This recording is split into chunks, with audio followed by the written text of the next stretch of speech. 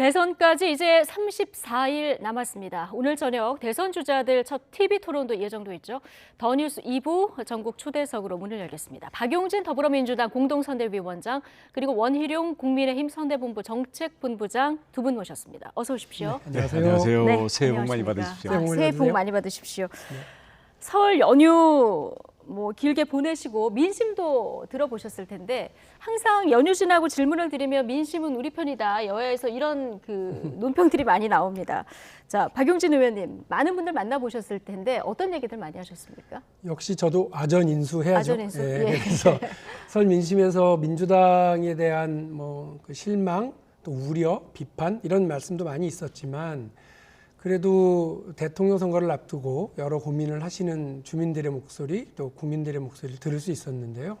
적어도 불안한 후보에게 그리고 그 실력을 가늠할 수 없는 후보에게 자신이 무슨 말을 하는지 정확하게 알지 못하는 후보에게 나라의 운명을 5년 동안 맡기기는 어렵지 않겠느냐라고 하는 말씀들이 많았고요.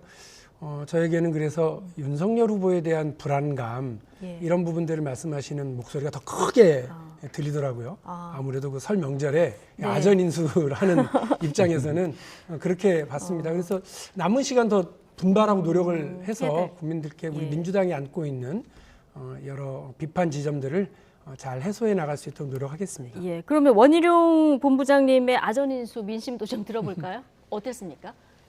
우선 민심은 갈라져 있는 것 같았고요. 네. 뭐 자기가 듣고 싶은 것만 듣는 그런 민심이 되겠습니다만은 이 집권 민주당에 대해서 민심이 이렇게 잘 안 돌아오는 이유는 무엇보다도 자기 잘못에 대해서 과연 알고 있느냐에 대해서 불신이 많은 것 같아요. 예. 자. 두 분 모두 상대 후보에 대해서 국민들이 불안하게 보고 있다. 이렇게 공통된 의견을 얘기해 주셨는데 어쨌든 국민들은 오늘 TV 토론에 굉장히 관심이 이제 쏠려 있는 상황입니다. 이제 첫 TV 토론인데 부동산 그리고 외교 안보, 일자리 성장 이렇게 세 가지 주제로 진행이 되고 자유 토론도 진행이 될 예정인데 이재명 후보는 이제 토론을 잘할 것 같다. 여론조사를 해봐도 이런 의견이 많아서 지난번에 나오셨을 때 이게 오히려 좀 걱정이다 이런 얘기를 하셨거든요. 오늘 전략은 어떻게 될까요? 전교 1등한테 다음 기말고사 잘해라는 얘기는 또 전교 1등하라는 얘기밖에 안 되니까 부담되죠. 그리고 국민들께서 그렇게도 보고 계셔서 이재명 후보는 말도 잘하고 토론도 잘해. 이래서 잘해봐야 본전인 상황이고요. 오히려 부담스럽죠. 잘 모르는 얘기가 나오거나 혹은 상대 후보가 작심하고 공격을 했을 때 이걸 어떻게 대처해야 되나 고민스러운 지점이 많아서요. 오늘은 저는 우리 이재명 후보가 다른 거 다 필요 없고 이야기를 좀 듣는 태도, 상대의 지적과 비판을 아프지만 수긍하는 태도, 그리고 통합적인 리더십을 보여줄 수 있는 거, 그리고 이제 마지막에 능력 있고 또 경험이 있는 행정가로서의 어떤 안정적인 태도 이런 걸 보여주시면 된다고 봐요. 괜히 상대하고 말씨름해서 이기려고 그럴 필요도 없고요. 또 그 상대의 허물을 지적하기 위해서 시간을 낭비할 필요도 없다. 우리의 장점 보여주면 되고 무언가 불안감 같은 걸 가지고 계신다면 국민들께서 불안함을 덜어줄 수 있는 안정감, 통합적 리더십 여기에 집중하는 것이 맞다고 생각합니다. 설 연휴에 다 일정도 줄이시고 이제 토론 준비를 다 하셨는데 이런 방향으로 연습도 하신 겁니까? 이미 언론에도 얘기가 나왔는데 그 생태탕 쫓다가 망했던 경험. 지난번 우리 서울시장 보궐선거 때 생태탕 폐라가 이런 얘기에 집중하다가 그러니까 상대 허물을 쫓다가 우리가 어떤 비전을 가지고 있는지 제대로 말 못했거든요. 지금 그럴 필요 없다. 그러니까 특히나 상대 허물이라고 할 수 있는 여러 김건희 후보 부인에 대한 리스크라든지 주변의 여러 가지 잡음들에 대한 확인 과정 이런 것에 집중 안 해도 국민들께서는 후보가 어떤 자질을 가지고 있는지 윤석열 후보가 어떤 면에서 불안한지 다 알고 계시거든요. 그러니까 거기에 대비되는 효과로 이재명 후보가 안정감을 가지고 있고 통합적인 리더십을 가지고 있다는 하는 걸 보여주는 것이 우리가 득점 포인트지 상대 험을 쫓아다닐 필요 전혀 없다 이렇게 생각하고 있습니다. 자, 윤석열 후보도 이제 명절 연휴 동안 훈련을 해왔다 이렇게 전해지고 있는 상황인데 검사 생활을 오래 하셨잖아요. 그러다 보니까 이제 상대 후보 의혹 검증에 좀 방점을 찍을 거다 이런 전망들이 나오는데 어떻게 준비를 하셨습니까? 윤석열 우리 후보는 뭐 검사로서 예. 이 피의자들을 좀 많이 다뤄본 경험이 있겠죠. 또 한편으로는 이제 검찰총장 하면서 그 국회 청문회나 그 국회 상임위에 가서 그 의원들의 그 집중 공격에 대해서 받아치면서 사람에 충성하지 않는다 이런 명언도 네. 남긴 바가 있습니다. 그래서 어느 쪽으로든 생각하시는 것보다는 의외로 괜찮을 거다라고 생각을 합니다만은 네. 저희는 그 예를 들어서 면접 보러 가면 옆에 앉아 있는 같은 면접생하고 싸울 필요 없잖아요. 우리 국민들이 듣고 싶은 것, 국민들이 궁금해하는 것에 대해서 할 말을 하고 또 상대방 토론회 참여한 사람들도 거기랑 뭐 말싸움으로 예. 이긴다 이거에 집중할 필요는 없다고 생각을 해요. 그래서 어쩌면 그 자기 재주를 믿다가 태도 점수에서 대량 실점할 수 있는 후보가 좀 보이죠. 네. 그 후보는 이재명 후보 말씀하시는 겁니까? 네, 그럴 아니면- 거라고 생각합니다. 그럴 거라고 예. 생각하십니까? 그런 기대를 가지고 보시면 큰 코 다치시는 일이 있어요. 그러니까 저는 뭐 윤석열 후보가 말씀하신 표현 그대로라면 생각보다 괜찮을 거다라고 얘기하시는데 좀 네. 그렇게 봅니다. 그러니까 윤석열 후보가 뭐 말을 진다거나 혹은 뭐 토론에서 밀릴 거라고 생각하는 게 아니고요.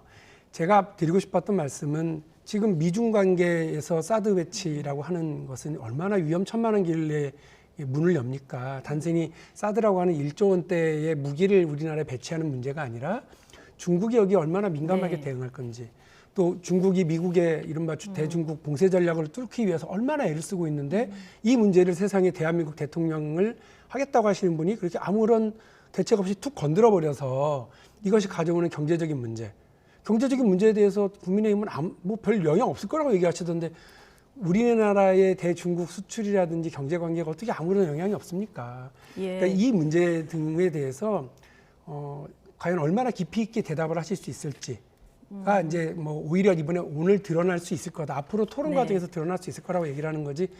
단순히 뭐 상대를 취조했던 경험이 없을 거다 이런 게 아니고요. 예. 혹은 말을 주고받는 과정에서 기세에 눌릴 거라고 생각하지는 않습니다.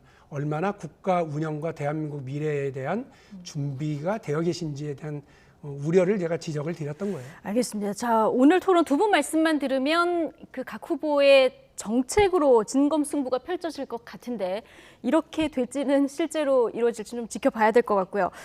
자, 안철수, 심상정 두 후보의 화력도 굉장히 궁금한 이런 상황입니다. 지금 여론조사를 해보면 거의 접전 양상을 계속 이어가고 있기 때문에 그 제3지대 후보들 지지율도 굉장히 소중한 이런 상황 아니겠습니까? 자, 원희룡 본부장님, 안철수 후보 지금 정권 교체는 국민의힘하고 이제 같은 방향의 얘기를 하고 있습니다만은 단일화 관련해서는 또 이제 이렇게 각을 세우고 있는 이런 상황 아니겠습니까? 오늘 안철수 후보 토론에서의 스탠스는 어떨 거라고 예상하십니까? 글쎄, 뭐 예측 불허죠. 저희는 예, 3대 1로 공격을 당할 가능성도 있다고 봅니다. 3대 1로. 예, 예. 나쁘지 않다고 봅니다. 예. 나쁘지 않다. 예, 예. 왜냐하면 공격 받는 사람이 당선될 가능성이 많거든요. 아, 그런가요? 네. 아, 1등의 반증이다. 그렇습니다. 예. 공격 많이 하더라도 저희는 그것을 단순히 감정의 문제라든지 예. 실제 그 안에 대립 관계가 있다기보다는 토론이기 때문에 네. 자기를 국민들 앞에 돋보이게 해야 되잖아요. 그러려면 상대방을 좀 깎아내리기도 하고 자기를 좀 돋보이기도 하고 이런 거기 때문에 그건 토론이라는 장 내에서의 하나의 게임으로 바라보겠고요. 그걸 떠나서 단일화 문제를 얘기한다면 저희는 안철수 후보는 정권 교체를 꼭 반드시 함께 가야 될 필수적인 우리 파트너라고 생각하고 있고요. 결과적으로는 단일화가 될 거라고 보십니까? 돼야 된다고 봅니다. 돼야 된다고 예. 보신다. 예, 알겠습니다. 토론에 강자하면 심상정 후보도 빼놓을 수 없는데 오늘 심상정 후보 활약 어떻게 예상하십니까? 심상정 후보 얘기 드리기 전에 우리 원희룡 본부장님께서는 안철수 후보를 단일화 대상 혹은 이제 정권 교체를 위해서 같이 가야 될 사람으로 생각하시는데 이준석 대표는 그렇지 않은 모양이에요. 자고 일어나면 안철수 후보 신경 긁느라고 시간을 많이 투여하시던데 저는 오늘 아마 이렇게 구도를 봅니다. 그 안철수 후보는 아마 윤석열 후보에게 나를 상당히 세울 거예요. 그러니까 이준석 대표한테 당한 것을 갚아줄 생각도 있을 거고 예. 또 단일화의 적격 자리를 놓고 누가 정권 교체의 주인공이냐, 주역이 될 거냐 이걸 놓고서 아마 상당히 나를 세울 거로 보이고요. 심상정 후보의 경우는 우리 이재명 후보에게 다양한 정책적 검증, 이재명 후보가 공약도 많이 내놨고 예. 정책적 비전도 많이 내놨기 때문에 그걸 검증하기 위해서 나르선 검증을 할 텐데 이게 또 정규전에 뭐 서로 이렇게 주고받는 조준된 미사일에만 겁낼 게 아니라 예. 날아오는 유탄도 상당히 신경 쓰이는데 예. 이러는 과정에서 뭐 그 안철수 후보에게서 우리 이재명 후보에게 또 심상정 후보에게서 우리 이재명 후보에게 던져지는 날카로운 질문, 생각하지 못했던 뭐 검증 공세, 공격 이런 부분들이 상당히 신경 쓰이죠. 심상정 후보 같은 경우는 특히나 뭐 토론의 달인이기도 하고 네. 정책적으로도 상당히 준비된 사람이라서 오늘 토론에 어찌 보면 생각하지도 못했던 부비 트랩이 여러 개가 있는데 그중에 네. 그 3위, 4위 후보를 하고 있는 이분들에 의한 공세 상당히 신경 쓰입니다. 네, 오늘 뭐 관전 포인트 중에 하나가 될 것 같은데, 자 오늘 다자 토론은 이제 성사가 돼서 이루어집니다만은 설 연휴에 양자 토론 먼저 하기로 했다 이게 불발이 됐잖아요. 국민들 굉장히 연휴에 이거 보고 싶어 했었는데요. 그때 얘기가 이제 주제를 이제 분배하는 문제 그리고 자료를 지참하느냐 마느냐 가지고 이제 합의점이 안 찾아진 상황인데 오늘 다자 토론 끝나고 나면은 양자 토론할 가능성 어떻게 보십니까? 우리 윤석열 후보는 언제든지 하자는 입장이에요. 언제든지 하자는 네. 입장이고요. 저희도요. 예, 그런데 언제 왜 안 어디든. 될까요? 그러니까 이게 사실 좀 민망한 일인 네. 민망한 일이죠. 왜냐하면 예.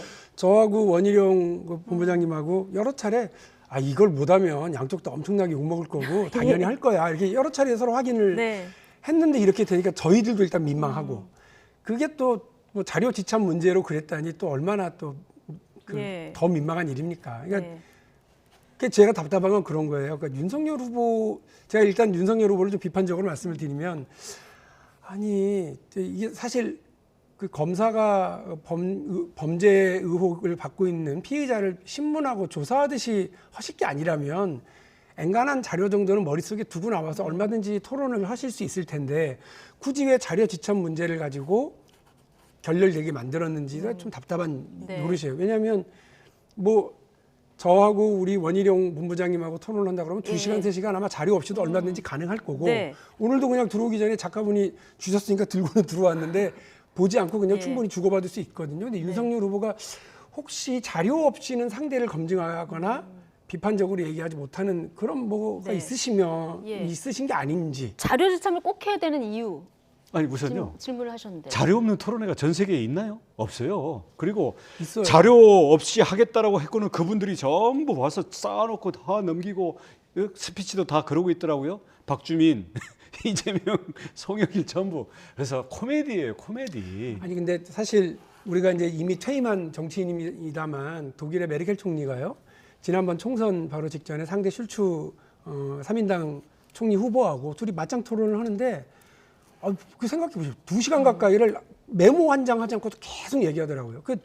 그리고 뭐 영국의 총리나 이런 분들이 그 이른바 그 영국 의회에 나와가지고 총리의 질의응답 시간 이때 자료 보고 하던가요. 그러니까 적어도 한 나라를 이끌어 나가려고 하는 검증된 정치인들의 경우는 자료에 연연하지 않고 얼마든지 본인의 경험과 상식적 판단을 가지고 하거든요. 근데 네. 너무 지나치게 이재명 후보를 이번에 한번 내달아 봐야지라고 생각을 하시다 보니까 자료가 상당히 뭐 중요한 것처럼 받아들이셨는지 모르겠는데 어찌됐든 그것 때문에 이 양자 토론이 무산된 것에 대해서는 상당히 유감스럽습니다. 예. 그러니까 그거는 본인의 선택에 맡기죠. 근데 실제로 해보면 아시지만 자료 갖고 와도 볼 시간 없잖아요, 그죠? 그 찾다가 시간 다 가잖아요. 그러니까 사실은 잘 쓰지도 못해요. 근데 그걸 뭐 굳이 뭐 우리 뭐 시험 치는 겁니까? 아니잖아요.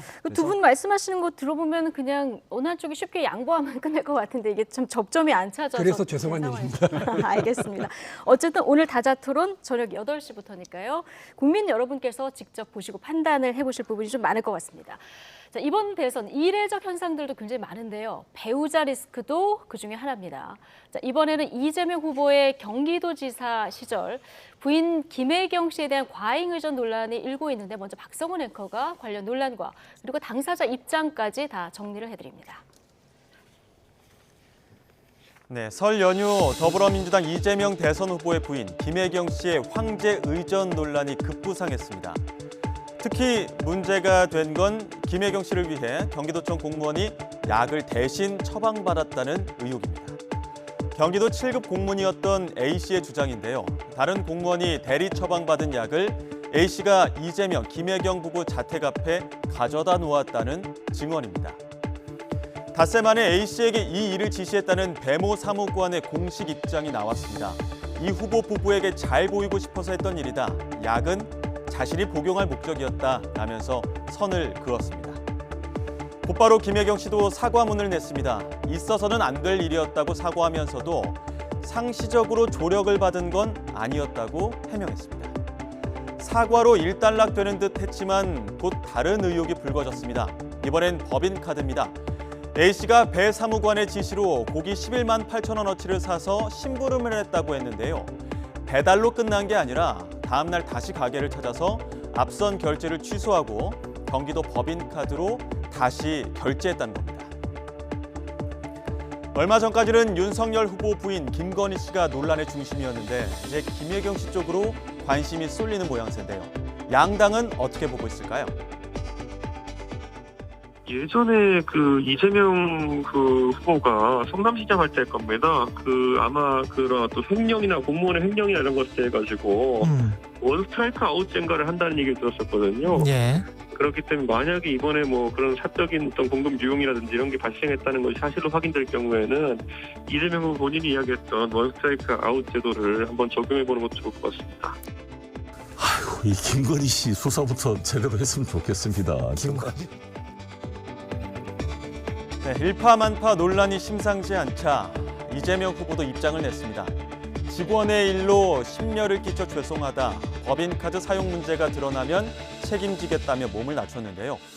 그동안 배우자 검증은 당연한 일이라며 김건희 씨를 향해 날을 세우던 이재명 후보가 이 논란을 어떻게 돌파해 나갈지 관심이 집중되고 있습니다. 연휴 동안 김혜경 씨가 경기도 공무원을 이제 사적 비서처럼 활용한 거 아니냐 이런 의혹이 있었고요. 어제 5급 공무원 배모 씨하고 김혜경 씨의 사과 입장문이 나왔습니다. 근데 저녁 9시에 KBS에서 또 도청 비서실 법인카드를 사적 용도에 쓴 거 아니냐 이런 의혹이 좀 불거진 이런 상황입니다.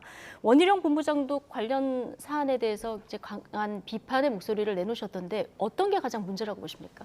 해명이 다 거짓말입니다. 해명이 거짓말이다. 예, 해명이 더 문제다. 예. 어떤 법인카드 관련이십니까? 아니면은 대리 처방 관련 말씀이십니까? 예. 7급, 5급 변호사 사무실 직원이었는데 공무원으로 임용을 해서 부인 비서 일을 전담을 시켰습니다. 예. 이 자체가 불법이에요. 불법 비서입니다. 그다음 그 다음에는 업무를 지금 비서는 자기가 먹으려고 약을 샀다 그랬는데 그 심부름을 시켰던 공익 제보자와의 통화 내역, 문자를 예. 주고받은 걸 보면 사모님 호르몬제 그 소방전 거기다 잘 걸어놨냐? 제3, 제4 확인하는 문자가 다 있어요. 자기가 먹을 약인데 사모님 약이라고 예. 다 속였다고요? 여기에 대해서 날카로운 분석들이 다 있고요. 그래서 예. 업무 자체가 전부 불법이고요. 그다음 법인 카드, 누구 명의 카드인지 아십니까? 이재명 지사 명의의 카드예요. 예. 그 카드를 왜 부인이 있습니까? 부인이 왜 또 비서를 시키고 비서가 와서 또 다음 날 가서 또 이걸 카드 바꿔치기를 합니까?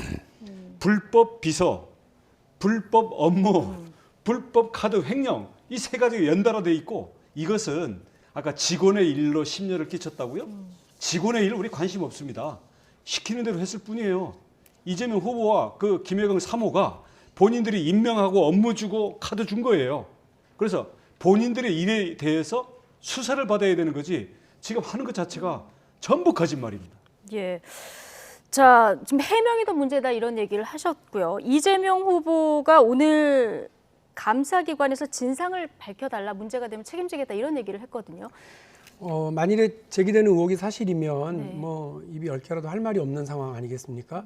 그러니까 이런 문제를 놓고서 이렇게 정치권에서 이제 이거 다 거짓말이다. 그리고 이런 거는 뭐 황제의 의전이고 황제 갑질이다. 이렇게 이제 정치권은 늘 그렇게 하죠. 예. 상대에 대해서 이렇게 부담을 더 지우기 위해서 하는데 중요한 건 국민들께서는 이 일이 사실이냐, 의혹이 사실이냐에 대해서 궁금해하실 거고요.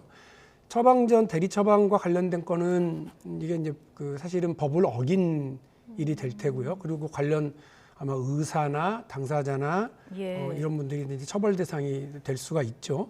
그리고 지금 아까 말씀하신 것처럼 만일에 법인카드, 경기도 지사의 법인카드를 이렇게 함부로 개인적으로 썼다고 한다면 그 부분과 관련해서도 아마 규정에 따라서 뭐 그 관련 유용 금액을 예. 다시 뭐 반납하도록 한다든지 관련 조치에 따라서 기관이 그 해당자를 처벌하는 처벌 조항들이 다 있을 겁니다. 아마 예.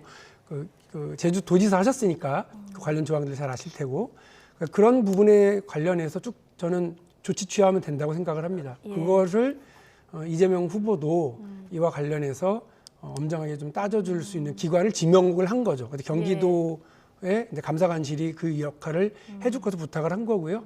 아마 그 공식 요청이 됐으니까 경기도 감사실에서도 아마 해당 사항을 이제 확인하고 들어갈 겁니다. 예. 그 결과 사실로 드러나면 아마 그 관련된 이제 관련자들에 대해서 형사 고발을 한다든지 수사 의뢰를 한다든지 이런 조치들이 규정이 있을 겁니다. 근데 그 그런 문제시 부분을 따르면 책임진다는 의미는 그런 지금 말씀하신 이런 내용일까요? 됩니다. 그렇습니다. 그러니까 이게 사실인지 아닌지를 확인하지 않고 그냥 마구잡이로 그 덤비는 거면 그냥 정치적인 공세일 뿐이고요. 사실관계가 확인되는 게 되게 중요하죠. 원희룡 본부장님이 말씀하신 것처럼 이게 뭐 분명히 다 거짓말이다 이런 거면 수사기관에 의해서 혹은 감사관실에 의해서 금방 뭐 사실관계가 확인될 거기 때문에 조금 뭐 지켜보면 될 문제라고 생각을 합니다. 예, 일단 배모 씨는 내가 잘 보이고 싶어서 그랬다 이렇게 이제 얘기를 하고 있는 상황인데 어쨌든 이재명 지사가 감사를 받겠다 이렇게 얘기를 한 상황 아니겠습니까? 근데 감사 결과가 대선 전에 나올까요? 어떻게 전망하십니까? 자, 그 배 비서가 예. 지금 사모님 호르몬제를 사다가 그 소화전에다 걸어놓고 네. 그걸 심부름을 시켰어요. 그 심부름을 제대로 했는지 꼼꼼하게 책임져서 어떤 그 종이 상자에다 집어넣어라. 그리고 그걸 사진을 찍어서 나한테 보내라. 이렇게 하면서 다 확인을 해놓고 했는데 아니 이재명 지사 그 자택에 소방전 그 고리에다가 저 뭐 다른 반찬거리랑 약이랑 다 집어넣고 사진까지 찍어가지고 다른 공개된 사진 말씀하시는 예 거죠? 공무원한테 다 예. 시키고 이거를 카톡으로 전부 저 업무 확인을 하면서 해놓고는 이게 잘 보이려고 지사님 그 사모님 가서 문고리에 네. 걸어놨다가 자기가 훔쳐다가 자기가 약을 먹었다는 거예요? 이 호르몬제는 지금 배비서는 결혼한 지 지금 몇 년 되지도 않아 5년도 안 됐고요. 이 호르몬제는 폐경기 여성이 먹는 약입니다. 이걸 뭐 자기가 먹고 무슨 자기가 잘 보이려고 했다고요? 말이 되는 얘기를 박용진 의원님 왜 그러십니까? 공부 좀 하세요. 제가 그 배모 씨에 대해서 엄호를 하거나 그분을 방어해야 될 이유는 전혀 없고요. 저도 똑같습니다. 진실이라고 하는 건 관련자들이 다 있기 마련이고 특히나 이 피해자인 7급 공무원의 경우에는 여러 가지 증거 자료를 모아놓고 있고 조금씩 지금 언론에 제보하고 있는 거 아니겠어요? 그렇죠. 여기에 거짓말을 하거나 혹은 뭐 얼렁뚱땅 넘어가려고 하는 태도는 저는 하등 도움이 되지 않는다. 오히려 이재명 후보에게도 부담이 될 뿐이다라는 말씀 분명히 드리고요. 그래서 제가 지금 드리는 말씀은 이 배모 씨가 하는 말을 믿어달라고 말씀드리는 게 아니고요. 오히려 저는 배모 씨에게 혹시라도 거짓말을 하거나 말을 꾸미거나 하지 마라. 그게 우리 후보에게 더 부담이 된다. 분명히 말씀드리고요.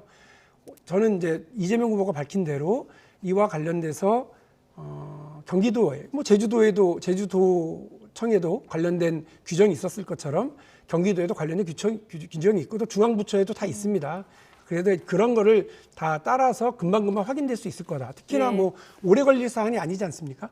감사관실에서 바로 관련자들 증언도 들을 필요 없이 진술도 들을 필요 없이 관련된 그 영수증 첨부 자료만 확인을 하면 네. 누구 말이 더 맞는지 금방 확인될 겁니다. 예, 예, 일단 한마디만 제가 첨언을 예. 할게요. 만약에 제가 제주도 지사인데 제가 5급 내지는 7급 공무원, 5급 공무원을 임명해가지고 제 부인의 전속 비서로 고기 사와라, 약 사와라, 뭐 아들 퇴원시킬 때 가서 어디 가서 병원 가서 대신 문진표 작성해라 이런 심부름을 시켰다고 한다면 그 자체가 불법입니다.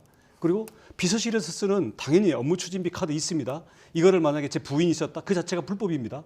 그러면 이 불법을 저지른 도지사와 그 부인이 온전했을까요? 대선 출마 가능했을까요? 저는 벌써 교도소 가 있을 거라고 생각합니다. 지금 친목회 총무가 공금을 이용해도 이거는 돈을 다시 채워 넣으면 되는 문제가 아니라 그 부분에 대해서 형사처벌 대상이에요. 네. 지금 감사 대상이 아니라 자. 수사에 의한 형사처벌 대상이에요. 예, 일단 감사를 요청한 상황이니까 감사 결과를 좀 지켜보도록 하고 김건희 씨 리스크도 좀 살아있는 그 리스크인데 오늘 송영길 대표가 김건희 씨가 한동훈 검사하고 330여 차례 카톡 주고받은 게 더 심각한 문제다. 이거부터 조사해라 이런 얘기를 했거든요. 어떤 말씀해 주시겠습니까? 다 조사하시죠. 아, 다 조사해라. 그럼요. 자, 이건 이 의혹은 어떻게 보십니까? 송영길 대표가 이제 그 말씀을 하신 이유가 이제 아마 김건희 씨가 역시 사인인데도 불구하고 검찰총장 부인의 자격으로 혹은 그 지위에서 현직 검사장에게 이러저러한 업무를 혹여나 지시하지는 않았는지 혹은 공모한 것은 없는지 등에 대해서 우려스럽다는 말씀을 하신 거로 알고 있습니다. 그러나 김건희 씨의 이런 불법 의혹 혹은 뭐 권력에 개입하려고 하는 이런 부당한 정황에 대한 의혹이 있다 손 치더라도 이재명 후보 부인인 김혜경 씨와 관련된 여러 의혹을 덮거나 그걸 미루자라고 얘기하는 건 아닙니다. 이건 이거 그건 그거죠. 예. 그렇기 때문에 저는 두 개의 사안이 다 우리 국민들로서는 매우 불쾌하거나 혹은 이 부분 해명이 좀 되어야 될 부분이라고 생각을 하고 송영길 대표가 촉구한 것처럼 김건희 씨와 관련된 사안도 수사 대상이 된다고 하면 수사가 빨리 좀 진행돼야 된다고 생각을 합니다. 예, 이게 연휴 동안 불거진 문제이기 때문에 아마 이재명 후보 부인 그리고 윤석열 후보 부인에 대한 어떤 리스크들이 오늘 토론에서도 이제 언급이 되지 않을까 이렇게 예측을 해보고요. 연휴 동안 또 하나 윤석열 후보를 언급한 김만배 씨 녹취록 발언도 논란이 됐습니다. 윤석열은 형이 가진 카드면 죽는다. 이 발언이 녹취 속에 있었고 이 진위에 대해서 지금 여야 공방이 붙은 상황인데 발언 시점이 2020년 10월 정도더라고요. 어떻게 보고 파악하고 계십니까? 지금 범죄 혐의자로 재판받고 있는 사람이라서요. 그분 입에서 나온 얘기에 뭐 일희일비할 필요 없다고 저는 생각합니다. 그건 여도 야도 마찬가지예요. 김만배 씨가 재판 처음 시작할 때 변호인을 통해서 이재명이 무죄면 나도 무죄다. 이재명 성남시가 시킨 대로 다 한 거다. 네. 이렇게 얘기를 하니까 이제 그때는 공범의 입에서 드디어 범죄에 관련된 증언이 나오기 시작했다라고 환호를 치닫는 게 국민의힘입니다. 근데 네. 그때 저희는 또 제가 그때 아마 그렇게 얘기했을 거예요. 재판에 가서 자기 살려고 무슨 얘기는 못 하겠느냐 그런 말씀 드린 적이 있는데 예. 이 발언은 재판을 통해서 했던 말은 아니고 당시에 내가 윤석열 당시 검찰총장이 약점 많이 가지고 있어 이런 식으로 자기 과시를 한 얘기죠. 그 내용이 뭔지는 아무도 모릅니다. 예. 그런데 그걸 가지고 또 아무리 대통령 선거가 급하다지만 범죄 혐의로 국민들 가슴에 상처를 그렇게 입힌 김만배라고 하는 화천대유의 핵심 인물이 뭐 이렇게 저렇게 했던 말을 자기 과시용을 했던 말을 가지고 또 여당이 막 또 달라들어서 이거 옳았구나 하고 가는 거 뭐 저는 적절치 않다고 생각을 하고요. 네. 지금 저는 오히려 전에도 말씀드린 것처럼 검찰이 화천대유와 관련된 대장동과 관련된 수사를 곰바우 수사를 하는 바람에 오히려 우리 여당에게 부담되고 이재명 후보에게도 속 터질 일만 지금 남아 있거든요. 그리고 지금 재판도 그냥 뭐 무슨 얘기든 아무말 대잔치처럼 관련자들이 얘기하고 있는데 거기에 너무 시선 뺏기고 시간 뺏길 필요 없다. 이제 한 달 정도밖에 남지 않았기 때문에 우리가 잘할 수 있는 거, 예. 이재명이 잘할 거, 이재명이 만들 대한민국 이거를 잘 설명하는 데 집중을 하려고 합니다. 예. 어쨌든 그 수사를 받고 있는 분의 발언에 뭐 일희일비해서 얘기할 필요는 없다 이런 의견을 주셨고요. 그리고 카드 앞뒤로 해서 어떤 맥락을 파악할 수 있는 부분이 지금 딱히 없기 때문에 이건 좀 지켜봐야 될 것 같은데 어쨌든 민주당에서는요. 지금 대장동 의혹 관련해서 부산저축은행 부실 수사가 씨앗이 됐다는 거 하나 하고 김만배 씨 누나가 윤석열 전 검찰총장의 부친의 집을 샀다는 이 두 가지 점을 좀 공격을 하는 이런 상황인 것 같습니다. 어떻게 보십니까? 그것도 포함해서 지금 네. 김만배 씨가 죽일 카드가 있다고 네. 녹취록에 일부가 와 있다니까 예. 맥락을 떠나가지고 아니요. 그러니까 특검 하자고요. 그러니까 특검하자. 다 수사하자고요. 예. 저희는 뭘 감추거나 피할 거 없습니다. 우리 윤 후보의 문제는 문제 있는 대로, 이재명 후보가 문제 있으면 있는 대로 다 드러내놓고 진실에 따른 책임을 지자. 국민들이 명명백백히 판단할 수 있도록 하자는 겁니다. 그럼 부산저축은행 그때까지 돌아가서 다 범위에 넣어서 특검을 해도 좋다. 몇 달 전부터 부산저축은행이고 뭐 연희동 집이고 다 하자. 예. 다 하자는 겁니다. 예. 예. 거기 다 포함은 되어 있는데 이제 답답한 게 그런 거죠. 특검에 어떤 사안이든 다 좋다. 오케이. 그러면 특검에 대해서 특검을 진행하자. 그런데 지금 딱 달라진 건 그겁니다. 민주당은 상설특검이라고 이미 법제화 되어 있으니까 그걸 예. 통해서 쭉 가자. 이제 이거예요. 그런데 이제 국민의힘은 별도 특검을 하기 위해서 별도의 특검 법안을 따로 만들자는 겁니다. 그러니까 이제 후자를 하게 되려면 국민의힘이 원하는 대로 하게 되려면 아니 이 자료 하나 들고 갈 건지 말 건지를 가지고 양자 토론이 무산되는 상황인데 특검의 뭐 범위, 대상, 기간 이런 걸 다 법으로 또 다시 정해서 해야 되거든요. 수사팀과 파견 검사 몇 명을 할지 등등까지도. 그러니까 이런 시간 낭비하지 말고 상설특검으로 대략의 틀은 다 만들어져 있으니 그 특검으로 그냥 뭐 40여 명 정도의 수사팀으로 되어 있거든요. 네. 그렇게 해서 지금 그 대장동 관련 혹은 국민적 여러 의혹, 윤석열 후보를 둘러싼 여러 문제점들을 다 특검으로 밀어놓고 출발을 시키자고 한 게 벌써 2달 전 아닙니까? 예. 그러니까 지금 이렇게 안 되고 있는 것이 너무 답답하고 거기에 대해서 서로 좀 책임 떠넘기기 얘기하고 있습니다만 저는 아무래도 상설특검은 굳이 안 된다고 굳이 할 필요가 있느냐 하고 싶은 말씀을 뭐 다시 한번 드립니다. 상설특검 마지막으로 짧게 안 되는 이유 마지막으로 질문드리겠습니다. 우선 검사 예. 5명 그리고 거기 특검 자체를 민주당이 다수 의석을 이용해서 그냥 지명하도록 돼 있거든요. 그 두 개에 대한 충분한 수사 역량과 중립성만 보장이 되면 문제 없습니다. 저도 하나만 더 받으면 네. 5명의 검사보고 또 4명이잖아요. 여러 수사 인력이 또 30명 파견받습니다. 그러면 그 노하우를 가진 검찰에서 파견받은 사람들 40명이면 대장동 관련해서 이게 어려운 것도 아니고 금방 파헤칠 수 있다고 저는 생각을 했고요. 그다음에 이제 두 번째로 막 말씀하신 그런 사안들 다 포함해서 얼마든지 가능할 텐데 왜 자꾸 이제 늦추고 의혹 해소에 이러는지 배가 덜 고픈 거예요. 아니 빨리 해야죠. 그래서 저희는 대장동 관련해서 의혹이 남아 있으면 남아 있을수록 국민의힘은 그 정치적인 공세를 하기 너무 좋죠. 저희는 피곤하거든요. 왜냐하면 어쨌든 이 일을 행정적으로 결정하고 밀고 나갔던 사람이 이재명 후보이기 때문에 계속 의혹의 연기만 피우는 거 저희로서는 아주 피곤한 일이거든요. 빨리 의혹을 다 털고 그거는 박용진 특검으로 갔으면 의원님 좋겠다는 난 그 생각입니다. 진심을 난 믿는데 이재명 후보 생각은 좀 다른 모양이에요. 예. 어쨌든 34일밖에 지금 안 남았기 때문에 현재 뭐 이런 상황이면 특검 합의가 되기는 굉장히 좀 어려운 상황이지 않을까 이런 생각도 드네요. 오늘 박영진 더불어민주당 공동선대위원장 그리고 원희룡 국민의힘 선대본부 정책본부장 두 분과 함께했습니다. 고맙습니다. 네, 고맙습니다.